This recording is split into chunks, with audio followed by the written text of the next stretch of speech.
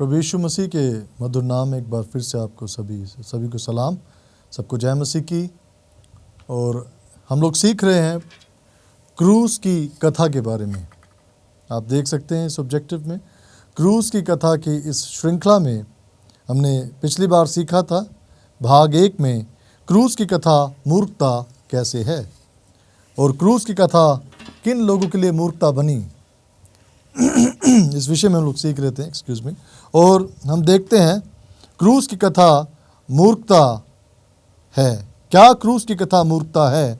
इसका जो दूसरा भाग है इसमें हम देखते हैं शिष्यों के बारे में, प्रभु यीशु मसीह के उन चेलों के बारे में, वो 12 चेले जो प्रभु यीशु मसीह के साथ रहा करते थे। पहले भाग में हमने देखा यहूदियों की मूर्खता, फरीसियों की मूर्खता, जिन्होंने प्रभु यीशु मसीह को परमेश्वर का बेटा होने से इनकार कर दिया, जिनके पास भविष्यवाणियाँ थी, शास्त्र और वो सारी बातें थी, और वो प्रभु यीशु मसीह को परमेश्वर का बेटा मानने के लिए तैयार नहीं थे। पवित्र शास्त्र बाइबल में हम देखते हैं इस श्रृंखला के दूसरे भाग में, जो कि मूर्खता का दूसरा भाग है, जिसमें प्रभु यीशु मसीह के शिष्यों के बारे में हम देखते हैं कि उन्होंने भी कितनी ऐसी बातें उनके विषय में पढ़ते हैं जो एक मूर्खता का सबूत देते हैं। लेकिन उन्हीं व्यक्तियों को प्रभु यीशु मसीह ने पूरी तरीके से जब बताया, समझाया, वही शिष्य आगे जाकर प्रभु यीशु मसीह के उस संदेश को आगे फैलाते हैं। दुनिया चेलों की इन बातों को मूर्खता के रूप में ही देखती है। इससे पहले कि हम लोग शुरू करें, एक छोटी सी प्रार्थना हम लोग कर लेते हैं। सामर्थी जीवित महान परमेश्वर पिता, हमारी मदद कीजिए प्रभु, अपनी पवित्र आत्मा की सामर्थ्य से हमें भरिए, ताकि इन वचनों के विषय में हम आगे और गहराई से सीख सकें। क्रूस की कथा की इस श्रृंखला में यहूदियों के बाद अब दूसरे भाग में हम चेलों के विषय में देखना चाहते हैं। हमारी मदद कीजिए। प्रार्थना प्रभु यीशु मसीह के नाम से मांगते हैं, आमीन। एक बार फिर से जितने भी प्रियजन जो इस श्रृंखला को देख रहे हैं क्रूस की कथा के विषय में, जो इससे पहले हमने पहले भाग में यहूदियों के बारे में देखा था और दूसरे भाग में इसी विषय के अंतर्गत जो दूसरा भाग है क्रूस की कथा, क्या क्रूस की कथा मूर्खता है, क्या क्रूस की कथा चेलों की मूर्खता के बारे में बात करती है, कैसे है ये सब। और इस भाग को हम दूसरे भाग को 3 हिस्सों में बांट सकते हैं। मसीह यीशु को समय से पहले क्रूस पर चढ़ाना, दूसरा क्रूस पर चढ़ाना, और तीसरा क्रूस के चढ़ाने के बाद का समय। अगर इसको हम अंग्रेजी भाषा में देखें तो हम देख सकते हैं pre crucifixion, crucifixion and post crucifixion. प्रभु यीशु मसीह के शिष्यों के विषय में हम जितना ध्यान से देखें, जितनी गहराई से देखें, हम इस बात को समझ सकते हैं कि कितनी बार प्रभु यीशु मसीह को उनके अविश्वास के विषय में बोलना पड़ता था।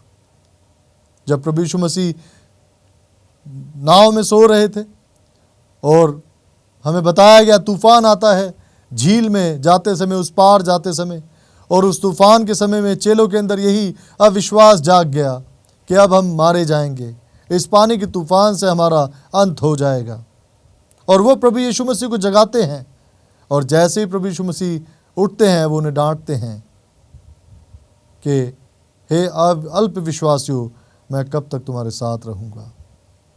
और भी कई ऐसी बातें हैं जहाँ हम देखते हैं कि प्रभु यीशु मसीह के साथ रहने वाले वो चेले जो अभी उस कहना चाहिए ट्रेनिंग के दौरान, या कहना चाहिए जो अभी सीख रहे थे उस विश्वास के बारे में, कई बार उनके साथ ऐसी बातें हुई।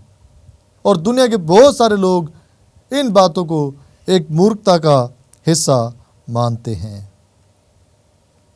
समय से पहले जब हम इसके विषय में पढ़ते हैं तो इसमें जो पहला हिस्सा है समय से पहले यीशु मसीह को क्रूस पर कैसे चढ़ाया गया, यहाँ हम देखते हैं नज़दीकी शिष्य पतरस ने 3 बार प्रभु यीशु मसीह का इनकार किया, और अभी तो प्रभु यीशु मसीह क्रूस पर चढ़ाया भी नहीं गया था। ये उस रात की बात है जब गतसमनी बाग से प्रभु यीशु मसीह को पकड़कर ले जाया गया। प्रभु यीशु मसीह इस विषय में पहले से ही कह चुका था, आए शमौन, तू 3 बार मेरा इनकार करेगा।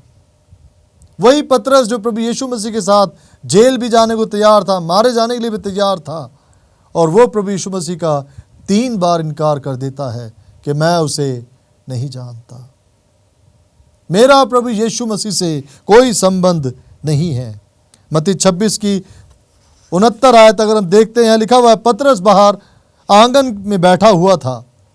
मत्ती रचित सुसमाचार 26 का 69। एक दासी उसके पास आई और कहा, तू भी यीशु गलीली के साथ था।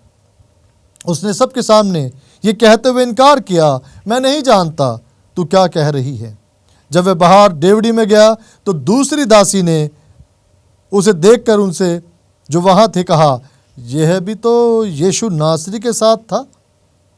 उसने शपथ खाकर फिर इनकार किया, मैं उस मनुष्य को नहीं जानता। 3 दफा यहां पर हम देखते हैं पतरस ने इनकार कर दिया। यह अजीब सी स्थिति थी, यह पतरस की मूर्खता थी या पतरस का डर था। क्रूस की कथा में इन बातों के विषय में भी हम सीखते हैं।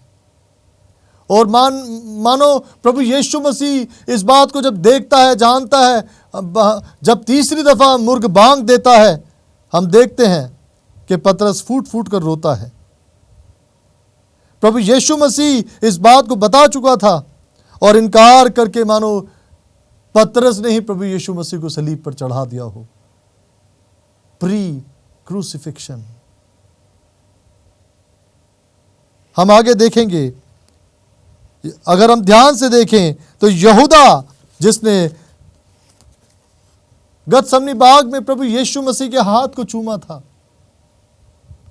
पतरस के अलावा यह भी दूसरा एक और शिष्य जो चंदे की थैली अपने पास रखता था, हिसाब किताब रखता था, और वो लालच में आकर उसने बेच दिया अपने स्वामी को, अपने गुरु को 30 चांदी के सिक्कों में। और वो पहचान देने वाला शिष्य जो उस झुंड के आगे आगे चला आता था गतसमनी बाग में, उसने अपने गुरु के रब्बी के हाथ को चूमा। प्रभु यीशु मसीह के हाथ में उसी दिन छेद हो गया था जब यहूदा ने उसे चूमा था। क्रूस की कथा। और प्रभु यीशु मसीह को उसके शिष्य के द्वारा, उसके चेलों के द्वारा इनकार करके, बेचकर, उस पर शक करके फिलिपुस पूछ रहा है कि हमें पिता को दिखा दे। और प्रभु यीशु मसीह कहता है कि हे फिलिपुस, मैं इतनी मुद्दत से, इतने समय से तुम्हारे साथ हूं, जिसने मुझे देखा है उसने पिता को देखा है। पतरस का 3 बार का इनकार उन कीलों से कम नहीं था जिन्होंने प्रभु यीशु के मांस को आर पार छेद दिया था। यहां तो प्रभु का मन भी घायल हो गया था। पतरस ने उस दिन को जरा भी याद नहीं किया जब प्रभु ने उससे कहा था कि तू पतरस नहीं, पत्थर है। फिर जब पतरस ने मसीह को परमेश्वर का जीवित पुत्र मसीह कहकर मानकर स्वीकार कर लिया था, पतरस जब 3 बार इनकार कर रहा था, ये सब उसके जहन से बातें दूर थीं। यहूदा इस बात को भूल गया कि यहूदा को कितनी बड़ी जिम्मेवारी दी गई थी। उस 12 चेलों के उस दल का एक खजांची उसे बनाया गया था और उसने अपने ही गुरु का सौदा कर दिया, अपने ही गुरु को बेच दिया। 30 चांदी के सिक्कों में जो क्रूस की मृत्यु से कम नहीं था। गतसमनी बाग में यहूदा ने यीशु के हाथ को चूम कर यह साबित कर दिया कि वो क्या करना चाहता था। शिष्यों की मूर्खता के बारे में हम सीख रहे हैं।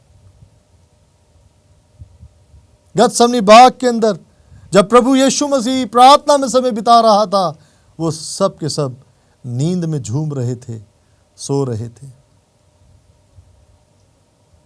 जब्दी के पुत्रों की माता ने आकर प्रभु यीशु से बातचीत की थी और कहा, जब तेरा राज्य आए मेरा एक बेटा तेरा दाहिने और दूसरा तेरे बाएं बैठे। ये 12 चेले इसी दुनिया के राज्य की इंतजार कर रहे थे, प्रतीक्षा कर रहे थे। यीशु मसीह, प्रभु यीशु मसीह को, परमेश्वर के इकलौते बेटे को वो इसी दुनिया का राजनीतिक नेता समझ रहे थे कि वो शक्ति के बल पर जीत कर, रोमियों को हराकर अपना राज्य स्थापित करेगा। शिष्यों की मूर्खता क्रूस की कथा की मूर्खता का दूसरा भाग है। यहूदियों की मूर्खता को हम आगे पीछे देख चुके हैं और हम शिष्यों की मूर्खता के बारे में बात कर रहे हैं। आज जब हम इन बातों को पढ़ते हैं जो यीशु के क्रूस पर चढ़ाए जाने से पहले हुई थी, तो यीशु का क्रूस पर चढ़ाया जाना ही लगता है, अर्थात जीते जी उन्होंने प्रभु यीशु मसीह को सलीब पर चढ़ा दिया हो, मानो वो भी उन लोगों के द्वारा जो यीशु के सबसे करीब थे, प्री क्रूसिफिक्शन। फिर आगे हम फिलिपुस के बारे में भी जब बात कर चुके हैं, जो पहले से ही, जो प्रभु यीशु मसीह को पूछता है कि हमें पिता को दिखा दे।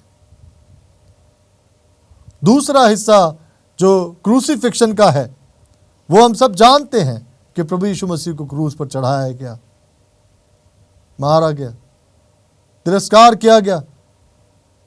और तीसरा हिस्सा पोस्ट क्रूसिफिक्शन, उसके बाद भी एक और शिष्य जो पीछे नहीं रहा, प्रभु यीशु मसीह के जी उठने के बाद यूहन्ना रचित सुसमाचार 20:25 में उसके विषय में पाया जाता है। थोमा, जिसने इंडिया में आके प्रचार किया, थोमा के विषय में हम देखते हैं। और थोमा पूछता है कि थोमा कहता है, जब तक मैं प्रभु यीशु मसीह के हथेलियों के छिद्रों में उंगली डालकर ना देख लूं, विश्वास नहीं करूंगा। उसकी पसली में जहां भाला मारा गया था, देख ना लूं जब तक मैं वो निशान, विश्वास नहीं करूंगा। क्रूस पर चढ़ाए जाने के बाद का समय हम देख रहे हैं थोमा के शक के विषय में। मैं और आप भी इस तीसरी दशा में पाए जाने वाले लोग हो सकते हैं। क्रूस पर चढ़ाए जाने के बाद का समय, पोस्ट क्रूसिफिक्शन का समय, जिसमें मैं और आप भी रह रहे हैं। कितनी बार मैं और आप भी प्रभु यीशु मसीह की शिक्षाओं को ना मानकर, प्रभु यीशु मसीह के जैसा स्वभाव ना रखकर, प्रभु यीशु मसीह के कहे अनुसार अपने अपराधियों को क्षमा ना करके, प्रभु यीशु मसीह के वचनों के अनुसार ना चलकर, बार बार उन गुनाहों को कर कर जिनको वो मना करता है, बार बार आज्ञाओं को तोड़कर, उल्लंघन करके इस बात का सबूत देते हैं कि हम प्रभु यीशु मसीह को फिर से सलीब पर चढ़ाते हैं, फिर से क्रूस पर चढ़ाते हैं। क्या पोस्ट क्रूसिफिक्शन का समय अब भी चल रहा है? मैं और आप इस बात को आज परख लें, जांच लें, अपने अंदर झांक लें कि क्या हम प्रभु यीशु मसीह के कहलाकर प्रभु यीशु मसीह की तरह चल रहे हैं या नहीं। अगर हम प्रभु यीशु मसीह के अनुसार नहीं चल रहे हैं तो ये एक मूर्खता ही है, ये बुद्धिमानी नहीं है, क्योंकि हम सब जान चुके हैं, जान गए हैं, जानते हैं, और फिर भी हम वो बातें ना करें तो ये एक तरह की मूर्खता है। मानव मसीह यीशु आज भी क्रूस पर ही है। मसीह का क्रूस पर चढ़ाया जाना, जो कि भविष्यवाणियों के अनुसार पूरा हुआ कि मसीह पापियों के लिए मारा गया, बलिदान हुआ, इब्रानियों 9:22 हमें बताती है, और बिना लहू बहाए पापों की क्षमा नहीं है। इब्रानियों 10:5 इसी कारण वह जगत में आते समय कहता है, बलिदान और भेंट तूने ना चाही, पर मेरे लिए एक देह तैयार किया। इब्रानियों 9:14 तो मसीह का लहू, जिसने अपने आप को सनातन आत्मा के द्वारा परमेश्वर के सामने निर्दोष चढ़ाया, तुम्हारे विवेक को मरे हुए कामों से क्यों ना शुद्ध करेगा, ताकि तुम जीवते परमेश्वर की सेवा कर सको। हे मेरे प्रियजनों, चेलों की मूर्खता के विषय में हमने देखा। पतरस जो सबसे करीब था, यहूदा, फिलिपुस और बाकी वो सभी चेले जो गतसमनी बाग में मौजूद थे। यहां तक कि प्रभु यीशु मसीह के अपने परिवार के सदस्य जो इस बात को मानने को तैयार नहीं थे, यहूदी फरीसी, कि प्रभु यीशु मसीह ही परमेश्वर का इकलौता पुत्र है। क्रूस की कथा के अंतर्गत इन बहुत से ऐसे विषयों को हम लोग देखते हैं। आज मैं और आप इन्हीं विषयों को अपने वर्तमान जीवन में भी देख सकते हैं। क्या मैं और आप क्रूस की कथा के अनुसार, अपने उस नायक के अनुसार, प्रभु यीशु मसीह के वचनों के अनुसार चलते हैं? क्रूस की कथा के अंतर्गत जो बातें हम सीख रहे हैं, ये उसका दूसरा भाग हमने भी सीखा है, शिष्यों की मूर्खता। और हमने बातचीत करी पतरस के 3 बार इनकार के बारे में। हालांकि पतरस फूट फूट कर रोता है और अपनी मूर्खता के विषय में, इस विषय में जान जाता है। और यहूदा अपनी मूर्खता के विषय में जानकर पश्चाताप की तरफ बजाय पश्चाताप की तरफ लौटकर आत्महत्या कर लेता है। फिलिपुस अपने विश्वास के विषय में ये जानकर इतना मजबूत हो जाता है कि प्रेरितों काम में हम उसकी मिनिस्ट्री के विषय में देखते हैं। दिकापुलिस और दूसरी जगहों में फिलिपुस ने भरपूर मिनिस्ट्री की। थोमा, उसकी मूर्खता का इलाज किया प्रभु यीशु मसीह ने। उसके अविश्वास को, अविश्वास जो कि मूर्खता है, इस क्रूस की कथा के अंदर सबसे बड़ी मूर्खता अविश्वास है, विश्वास ना करना है। और थोमा जो इस बात को समझता है, जानता है, प्रभु यीशु मसीह उसे कहते हैं कि तूने मुझे देखकर विश्वास किया है। धन्य है वे जो बिना देखे विश्वास लाते हैं, क्योंकि विश्वास अनदेखी वस्तुओं का प्रमाण है। और प्रभु यीशु मसीह मेरे और आपके लिए उन सारी बातों को साबित करके दिखाता है। क्या आज और इस समय मैं और आप इन बातों के विषय में गहराई से विचार कर सकते हैं? क्या मैं और आप प्री क्रूसिफिक्शन स्टेज में हैं? क्या मैं और आप क्रूसिफिक्शन स्टेज में हैं या पोस्ट क्रूसिफिक्शन में हैं? हमें परखने की जरूरत है। परमेश्वर हमें बुला रहा है अपने बेटे के बलिदान में शामिल होने के लिए। आइए हम सब प्रार्थना करें। उस बलिदान से उद्धार प्राप्त करने के लिए परमेश्वर हमें बुला रहा है। हम प्रार्थना में जाएंगे। सामर्थ्य जीवित महान परमेश्वर पिता, तेरे नाम की महिमा, धन्यवाद सारी आशीषों के लिए, तेरी दया, तेरे प्यार के लिए। चेलों के उस जीवन से, चेलों की इन बातों से प्रभु हम सीखते हैं, समझते हैं। हमारे जीवन में भी ऐसी दशाएं, ऐसी परिस्थितियां आती हैं पिता।